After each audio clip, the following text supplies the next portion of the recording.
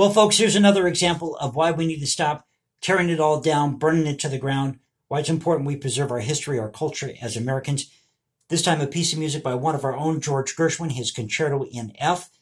Now, the Concerto in F has always been overshadowed by the more popular Rhapsody in Blue, and I have for you here a recording from 1959-1960, I believe it is. It's off the Columbia label, featuring Andre Castanelas and Andre Previn. So you get both pieces here, the Rhapsody in Blue and the Concerto in F. Nice recording, by the way. So the concerto follows the traditional classical concerto format of 3 movements, incorporates jazz idioms, and it was written in 1925 on commission by conductor Walter Demarest. And this after Demarest attended the Experiment in Modern Music concert on February 12, 1924. And that concert did feature the Rhapsody in Blue. And this commission was for the New York Symphony Orchestra for the concerto.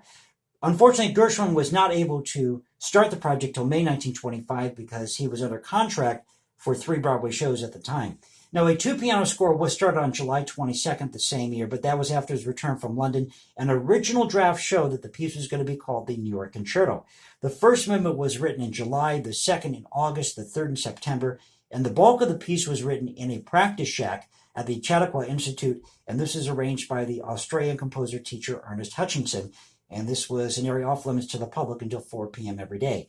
Now, Gershwin completed the orchestration without assistance on November 10th, 1925, and the only type of quote-unquote help that he received was when Walter Demarest offered him advice when they were working on editing the piece, revisions, and this would occur in late November of that year, 1925, when Gershwin, out of his own pocket, paid for 55 orchestra members to go through a dry run of the piece. This happened at the Globe Theater, and one newspaper reporter noted that Walter Demarest came in with his pipe, and he was pointing at the musicians. He was accusing them of not solving their quote-unquote jazz problems, and as I mentioned earlier, the piece does contain jazz elements.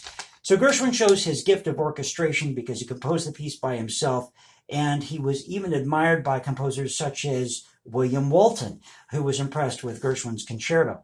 The orchestration calls for 2 flutes, piccolo, 2 oboes, English horn, 2 B-flat clarinet, B-flat bass clarinet, 2 bassoons, 4 French horns in F, 3 B-flat trumpets, 3 trombones, tuba, 3 timpani, snare drum, xylophone, cymbals, solo piano, and strings, as well as using brush sticks, triangle, and gong. And the movements are as follows: Allegro, Adagio, Andante con moto, Allegro agitato, and it premiered on December 3rd, 1925 at Carnegie Hall with the New York Philharmonic. George Gershwin was a soloist, and it was very well received. And of all people who praised it, Arnold Schoenberg loved this piece, and he actually gave a tribute in 1938 to George Gershwin.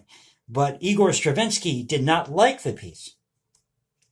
So I hope you enjoyed the video. If you did, please click that like button, subscribe, hit me up on Instagram at #JasonComposes, leave comments below.